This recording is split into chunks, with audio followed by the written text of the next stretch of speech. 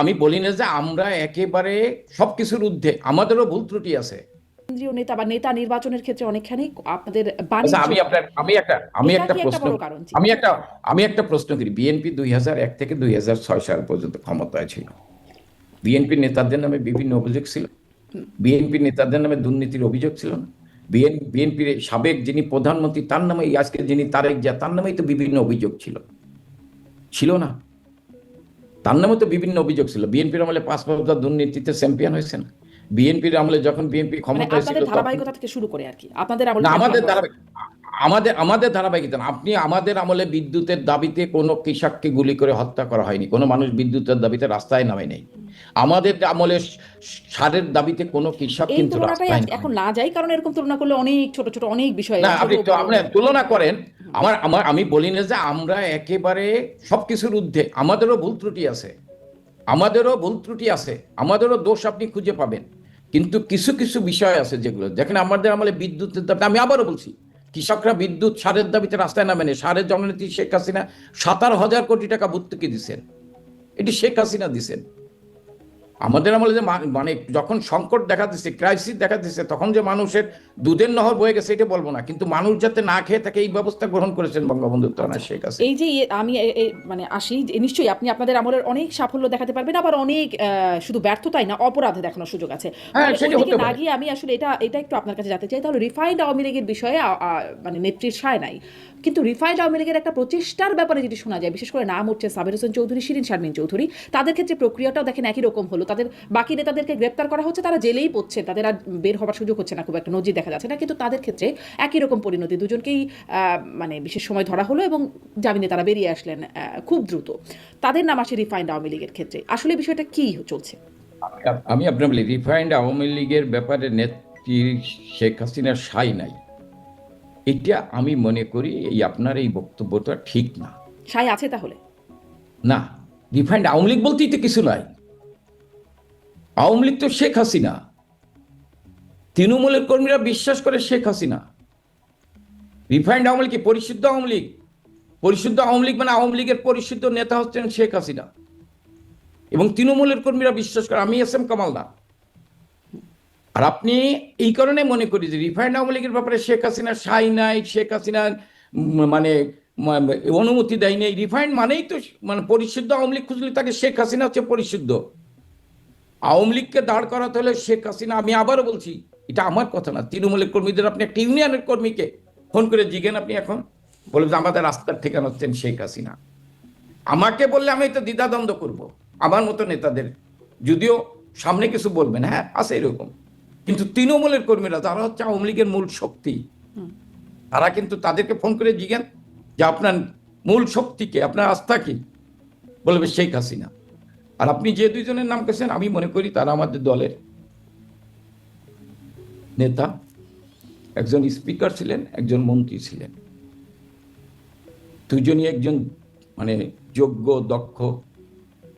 আমরা আমাদের সহযোদ্ধা, আমরা মনে করি জননেত্রী শেখ হাসিনার নেতৃত্বে আওয়ামী লীগকে পুনর্গঠন করার ক্ষেত্রে তারাও গুরুত্বপূর্ণ ভূমিকা রাখবে। এবং তারা তো বলে নাই যে আমরা রিফাইন্ড আওয়ামী লীগ করবো, কিন্তু তারা তো তাদের বলে নেই। ক্ষেত্রে বিশেষ বিবেচনাটা আসছে কোত্থেকে? মানে বাকি আমি কারোর জামিন এই হচ্ছে না। এই জবাবটা তারা দুইজন দিতে পারে।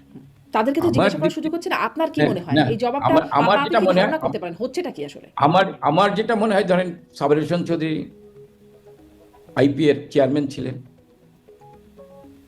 হয়তো ইউনুস মনে করছে তাকে ধরে রাখলে আন্তর্জাতিকভাবে তাদের, এমনিই তো তা আন্তর্জাতিকভাবে তারা, জাতীয় আন্তর্জাতিকভাবে তারা কি এটা সবাই জানে, এই কারণে দিতে পারে।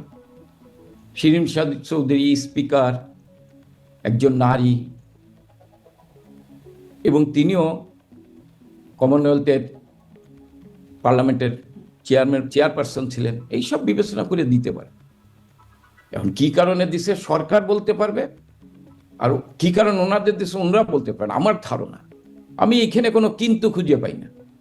কারণ আমার বিশ্বাস আছে যে ওনারা দুইজন, আমরা মনে করি যে ওনারা দুইজনই দুঃসময় দুর্দিনে, এই দুঃসময় দুর্দিনে জননেত্রী শেখ হাসিনার নেতৃত্বে আওয়ামী লীগকে সুসংগঠিত করার ক্ষেত্রে ওনারা কাজ করবেন, এটি হলো আমার বিশ্বাস জি। এবং আমি মনে করি। আপনি ভারতের প্রসঙ্গে বলছেন যে ভারতও বিশ্বাস করে বা আপনি ভারতের বিষয়ে আপনার পর্যালোচনা বলছিলেন যে আওয়ামী লীগকে টিকিয়ে রাখার বিকল্প নাই, এরকম একটা বিষয় ভারতেরও আস্থার জায়গায় আছে আওয়ামী লীগ। কিন্তু আওয়ামী লীগকে যখন নিষিদ্ধ করা হলো, মানে আমি আইন পাশ করে পরবর্তীতে বলছি আওয়ামী লীগের তৎপরতা নিষিদ্ধ করে ফেলা হলো শক্তপোক্তভাবে, তখন তো ভারত কিছু বলল না। এমনকি এই যে গেলেন, দেখা সাক্ষাৎ হলো দুই পররাষ্ট্রমন্ত্রীর, তখনও তো এই বিষয়ে ভারতের কোনো না, বক্তব্য আসলো না। আমি আপনার বলি, আমি যে কথা, আপনি কিন্তু আমার কথাটাকে অন্যভাবে নিয়েছেন। আমি এটা বলি নাই যে ভারত বিশ্বাস করে যে আওয়ামী লীগকে টিকে রাখতে হলে শেখ হাসিনা দরকার, আমি এটা বলি না। আমি বলছি যে যারা বিশ্বাস করে দেশে এবং দেশের বাইরে, দেশ স্বাধীনতার সাথে যে দলটি স্বাধীনতার নেতৃত্ব দিয়েছে সেই আওয়ামী লীগ, যার জনসমর্থন হচ্ছে 52%, এবং আজকে আমি মনে করি, আপনি হয়তো আমার সাথে দ্বিমত করতে পারেন, সেটা আপনার ব্যক্তি, যে শেখ হাসিনার আজকে ৭১কে রক্ষা করার জন্য ৫ই আগস্টের আগে যারা আমাদের সমালোচনা করত, তারাও এখন মনে করে যে ৭১কে রক্ষা করতে হলে শেখ হাসিনার বিকল্প নাই। এই ক্ষেত্রে কিন্তু ৬০ থেকে ৭০ ভাগ অসাম্প্রদায়িক চেতনার লোক, তারা বিশ্বাস করে এটা। তা আমি মনে করি এই আওয়ামী লীগকে পুনর্গঠন করতে হলে, এই আওয়ামী লীগকে সুসংগঠিত করতে হলে, অসাম্প্রদায়িক চেতনার বাংলাদেশকে যদি রক্ষা করতে হয়, তাহলে আওয়ামী লীগকে পুনর্গঠিত করতে হবে। আওয়ামী লীগের উপর যে অবৈধভাবে অসাংবিধানিক নিষেধাজ্ঞা, সেটা প্রত্যাহার করতে হবে, এবং শেখ হাসিনা ছাড়া এই আওয়ামী লীগকে কেউ পুনর্গঠিত করতে পারবে না। হ্যাঁ, কিন্তু আওয়ামী এই লীগকে যে বড় একটা রাজনৈতিক দল, ঐতিহ্যবাহী রাজনৈতিক দল, এত সমর্থনের রাজনৈতিক দল, তাদের উপর নিষেধাজ্ঞা আসলো, কেউ টু শব্দও করলো না। এটা আসলে কেমন হলো? বা ভারত আপনাদের এত দিনের মিত্র, ভারতকে যা দিয়েছেন তা সবসময় ভারত মনে রাখবে, কিন্তু এরকম যখন ভারতের, মানে আপনারাও ভারতে মানে শীর্ষ নেতৃত্ব ভারতে আছেন, সেই মুহূর্তে যখন এই দলটির উপরে নিষেধাজ্ঞা হলো, তখন ভারতও আসলে টু শব্দ করলো না। এটি আপনাদের জন্য, করে। আপনারা আসলে এটাকে কিভাবে আমি দেখেন? আপনার বলি, রাজনৈতিকভাবে আমরা যারা দলের, আমরা এমন কথা বলি না যে ভারতকে আমরা যা দিয়েছি আর ভারত মনে রাখবে। হ্যাঁ, ভারত আমাদের রাজনৈতিক বিন্দু, কিন্তু ভারত কিন্তু আমাদের দিয়েছে একটা চুক্তি, ট্রান্সশিপমেন্ট বাতিল হয়েছে বলেই বছরে ৪ থেকে ৫ হাজার কোটি টাকা বাংলাদেশের লস হচ্ছে। তাহলে এটি বাংলাদেশের লাভজনক চুক্তি হয়েছিল? তা আমি মনে করি ভারতের বিরুদ্ধে অনেক অপপ্রচার, মিথ্যাচার করা হয়েছে। আওয়ামী লীগকে ঘিরে আওয়ামী লীগ ভারতের সাথে এতটা চুক্তি করছে, কই কোন কোন চুক্তিগুলো আমি চুক্তি, এটা কিন্তু জি, দেখাতে পারে একটাও না। দেখানো হয় নাই, একদমই ঠিক। কিন্তু দেখাতে পারে কিন্তু না। এটা ভারত দেখাতে কেন, মানে আমার প্রশ্নটা এখানেই যে ভারতের এই অবস্থানটা আপনাদের কাছে কেমন লাগে? যে আওয়ামী লীগের মতো একটা দলকে সংসদে আইন পাশ করে এখন আওয়ামী লীগের তৎপরতা কার্যক্রম নিষিদ্ধ করে দেওয়া হলো। মানে একরকম আওয়ামী লীগের রাজনীতি নিষিদ্ধ হয়ে আছে। তখন ভারত আসলে কোনো মানে কোনো বাক্যই ব্যয় করলো না। না, ভারত তো একটি আলাদা দেশ। বাংলাদেশের আভ্যন্তরীণ একটি রাজনৈতিক দলের কার্যক্রম নিষিদ্ধ করেছেন। ভারত কি করবে না করবে এটা তো ভারতের ব্যাপার। আমি মনে করি, আমি ভারতকে ধন্যবাদ জানাই, ভারতের সরকারকে ধন্যবাদ জানাই, ভারতের জনগণকে ধন্যবাদ জানাই যে তারা আমাদের প্রিয় নেত্রীকে নিরাপদে থাকার ব্যবস্থা করেছেন, নিরাপদে রেখেছেন। এইটাই আমাদের জন্য বড় প্রাপ্য। ভারত কি করবে বাংলাদেশের জন্য, বাংলাদেশের রাজনীতির জন্য, এটা ভারতের ব্যক্তিগত বিষয়। আমি মনে করি ভারত বাংলাদেশে একটি স্বাধীনতার পক্ষে অসাম্প্রদায়িক চেতনার বাংলাদেশ থাকবে, এটাই আমি ভারতের কাছে প্রত্যাশা করি। জি, ভারতে যাবার আওয়ামী লীগ পর থেকে ৫ই আগস্টের পর ভারতে যাবার পর ভারতের নিরাপত্তা উপদেষ্টা তখনই দেখা করেছেন, মানে শেখ হাসিনার সাথে সাক্ষাৎ করেছেন। তারপরেও অন্তত কয়েকবার সাক্ষাৎ হয়েছে বলে জানা গেছে। কি হয়, মানে কি বলে, ভারতের বার্তাটা কি এখন? এটা তো আমি বলতে পারবো না। ভারতের নিরাপত্তা উপদেষ্টা বঙ্গবন্ধু তারা শেখ হাসিনার সাথে সাক্ষাৎ কয়বার করেছেন আপনি বললেন, আমি কিন্তু জানি না। আমি কিন্তু জানি না কয়বার দেখা করেছেন, আমি আপনার কাছে শুনলাম। মাঝে মাঝে মানে সামাজিক যোগাযোগে বিভিন্ন জন লেখে, এটাই দেখি, কিন্তু আমি আসলে জানি না যে ভারতের নিরাপত্তা উপদেষ্টা বঙ্গবন্ধু তারা শেখ হাসিনার সাথে দেখা করছেন বা কয়েকবার করছেন, এই বিষয়ে আমার কোনো জানা নেই। জি, এই সাক্ষাৎ করছেন সেটি জানা যায়, কিন্তু কি কথা হয় সেটি জানা যায় না। যেমন আপনারাও সাক্ষাৎ করছেন, এটি আমি জানা জানি যায়। না। যেমন আপনারা গেছেন সাক্ষাৎ করতে, জেনেছি। যুক্তরাজ্য আওয়ামী লীগের পক্ষ থেকে শেখ হাসিনার সাথে সাক্ষাৎ করতে যাওয়া হয়েছে, সেটাও আমরা জেনেছি। তাদের সাথে কথাও বলেছি, কিন্তু তারা আসলে কি যে কথা হয় সেটিও আর বলতে রাজি হন না। মানে এটা বলবেন এই গোপনীয়তাটা কেন? না, আমার সাথে ওনার যেটা কথা, এখন উনি সংগঠনের তৃণমূলের কর্মীদের খোঁজ খবর নিতে বলেন, যারা জেলখানায় আছেন তাদের খোঁজ খবর নিতে বলেন, যারা মারা গেছেন তাদের পরিবারের খোঁজ খবর নিতে বলেন। যেমন এর ভিতর বগুড়াতে যুবলীগের আলাল নামে একটি ছেলেকে পিটিয়ে হত্যা করেছেন, তার 3টে সন্তান, স্ত্রী হ্যাঁ সাথে কথা বলছি, স্ত্রী বলছে যে আমি একটু নেত্রীর সাথে কথা বলতে চাই এই ব্যাপারে, ওনাকে জানিয়েছে, উনি বলছে তাদেরকে সহযোগিতা করো, নেত্রীর পক্ষ থেকে তাদেরকে সহযোগিতা করার চেষ্টা করছি, এই নির্দেশনাগুলো দেয়। তৃণমূলের কর্মীদের খোঁজ খবর রাখো, যারা জেলে আছে তাদের খোঁজ খবর রাখো, এই নির্দেশনাগুলো দেয়। দলকে সুসংগঠিত করার চেষ্টা করো, এই খোঁজ নির্দেশনাগুলো জননেত্রী শেখ হাসিনার সাথে কথা বলে এই নির্দেশনাগুলো দেয়। আচ্ছা। আর সম্প্রতি আমরা আওয়ামী লীগের ফেসবুক পেজে, অফিসিয়াল যে ফেসবুক পেজ, সেখানে দেখলাম জাহাঙ্গীর কবির নানক ভারতীয় সাংবাদিক কমল সরকারকে একটি সাক্ষাৎকার দিয়েছেন। সেই সাক্ষাৎকারে একটা ফটো কার্ড আকারে আওয়ামী লীগের অফিসিয়াল ফেসবুক পেজে দেওয়া আছে, যেখানে বলছেন যে মৃত্যুদণ্ডের পরোয়া নেই, শেখ হাসিনা ফিরবেন, এ বছরই ফিরবেন। এরকম কোনো বার্তা কি আপনাদের দলের মধ্যে আছে? আসলে এ বছর মানে কোনো টাইম লাইন আপনারা পাচ্ছেন? না, আমরা কোনো টাইম লাইন দিই না, আমরা যত তাড়াতাড়ি চেষ্টা করবো। নেত্রী দেশে ফেরার চেষ্টা করছেন, আমাদের সাথে যতবার কথা হয়েছে। ওনার ইচ্ছা, উনি দেশে যেতে চান, এবং উনি তো বলেছেন উনি যখন গণভবন থেকে বের হয় তখন ওনাকে বলা হয়েছে ওনাকে টুঙ্গিপাড়া নিয়ে যাওয়া হবে, তারপর উনি ভারতে এসেছেন। উনি সবসময় টুঙ্গিপাড়ায় যেয়ে থাকতেছেন, উনি দেশে থাকতে চান। এই কারণে উনি তৃণমূলের কর্মীদের, জননেত্রী শেখ হাসিনা যখন তৃণমূলের কর্মীদের সাথে কথা বলে তাদের শহরটা, হ্যাঁ আমিও চলে আসবো, হয়তো নেত্রী যে কোনো সময় যে কোনো সিদ্ধান্ত নিতে পারেন, উনি দেশে যেতে পারেন। এটা কখন যাবে, কি অবস্থায় যাবে, এইটা জননেত্রী শেখ হাসিনা যখন জানাবেন তখন আপনারা জানতে পারবেন। আর আপনারা কখন আসবেন? মানে যারা অন্য নেতারা আছেন, সিনিয়র নেতারা যারা আছেন দেশের বাইরে বিভিন্ন জায়গায়। বলেন, আমরা যারা বাংলাদেশে আছি, বাংলাদেশের বাইরে আছি, আমরা মনে করি যদি আদালত তার নিরপেক্ষ ভূমিকা পালন করে, যদি আইনের শাসন প্রতিষ্ঠিত হয়, তাহলে আমরা আদালতের দ্বারস্থ হতে চাই। কিন্তু আজও আমির হোসেন আমুর মতো একটি মুক্তিযুদ্ধের সংগঠক, যার বয়স প্রায় 90-এর কাছাকাছি, তিনি আজও জেলখানায় মানবতার জীবনযাপন করছেন। ৭৬ বছর বয়স্ক নুরুল মজিদ হুমায়ুন মুক্তিযুদ্ধের সংগঠক, তিনি জেলখানায় থেকে হাসপাতালে নিয়েছেন, হাসপাতালে এক হাতে হাত করা, তিনি মৃত্যুর করে ঢলে পড়েছেন। রায় রমেশ, আপনি জানেন, প্রায় ৮০-র উপর বয়স, তিনিও জেলখানায় মারা গিয়েছেন। আরো অনেকেই গিয়েছেন, কিন্তু আমি এই বয়স্ক লোকগুলোর কথা বললাম, অনেকেই জেলখানায় আছেন। রাশেদ খান মেনন, হাসানুল হক ইনু, শাহজাহান খান,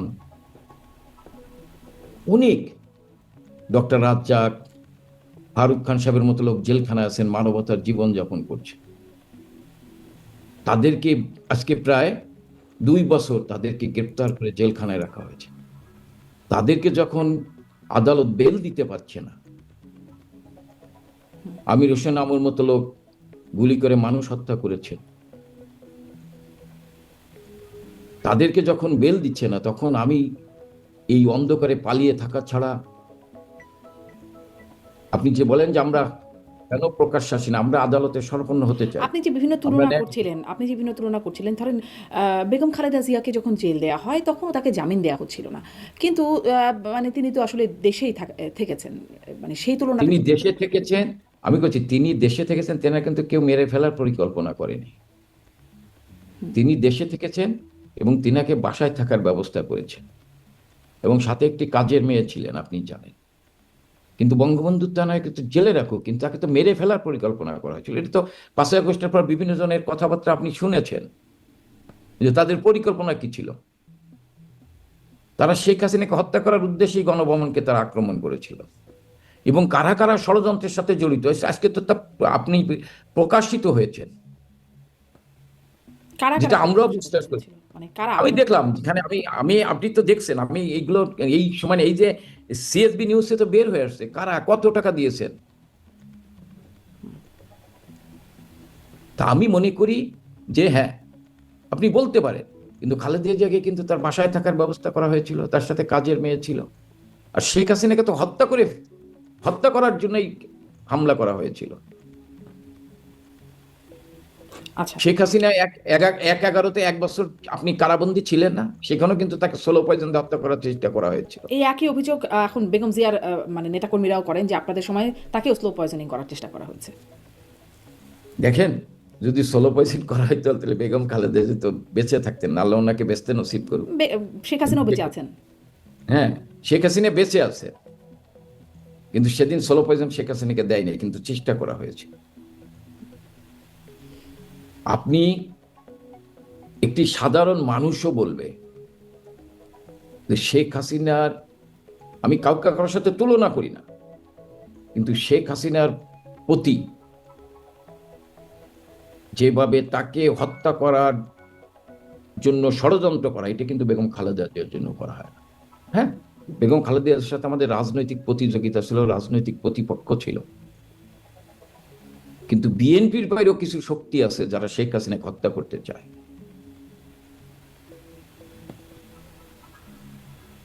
যারা শেখ হাসিনাকে হত্যা করতে চায়। আচ্ছা, এখন একটু আসি যে আপনি বলছিলেন যেমন দেশে যারা জামিন পাচ্ছেন না, অবয়স্ক অবস্থায় আছেন, অনেকে মারাও যাচ্ছেন, মানে আপনি বলছিলেন যে সম্মেলনের কথা, নতুন নেতৃত্ব আসার জন্য সম্মেলন করতে হবে। আমি জিজ্ঞাসা করছি সম্মেলন কবে হবে, তখন নিষেধাজ্ঞা প্রত্যাহার হলে আপনারা যখন রাজনীতি করতে পারবেন তখন হবে, মানে সেখানেও একটা প্রশ্নবোধক যে আসলে কবে হবে। আবার শেখ হাসিনা তিনিও বয়স্ক মানুষ, তারও 78 বছর বয়স চলছে। সজীব ওয়াজেদ জয় তো বলেই দিলেন ওল্ড, তিনি অবশ্য বলেছিলেন এন্ড অফ শেখ হাসিনা এরা, এটা নিয়েও আপনার সাথে কথা হয়েছিল, কিন্তু যেটি আসলে ঠিক দল থেকে আসে নাই। ফলে এর মাঝখানে তো আসলে যেহেতু শেখ হাসিনার আসলেই বয়স হয়ে গেছে, 78 বছর বয়সী, আপনাদের কোনো শেখ হাসিনার বিকল্প যদি না থাকে, আমার সেই প্রশ্নটাই, ফুল স্টপ হবে কিনা আপনাদের কোনো ভাবনা নাই যে নেক্সটে আসলে কি হবে, কে হবে? কারণ আসছেন সজীব ওয়াজেদ জয়ের নাম, সজীব ওয়াজেদ জয়ের নাম আসছে, তিনি বলেছেন যে তিনি নিতে আগ্রহী যদি দল দেয়, কিন্তু সেরকম কোনো সাড়া পাওয়া যায় নাই। কখনো কখনো সাইমা ওয়াজেদ পুতুলের নাম এসেছে, কখনো কখনো রাদওয়ান সিদ্দিক ববির নাম এসেছে।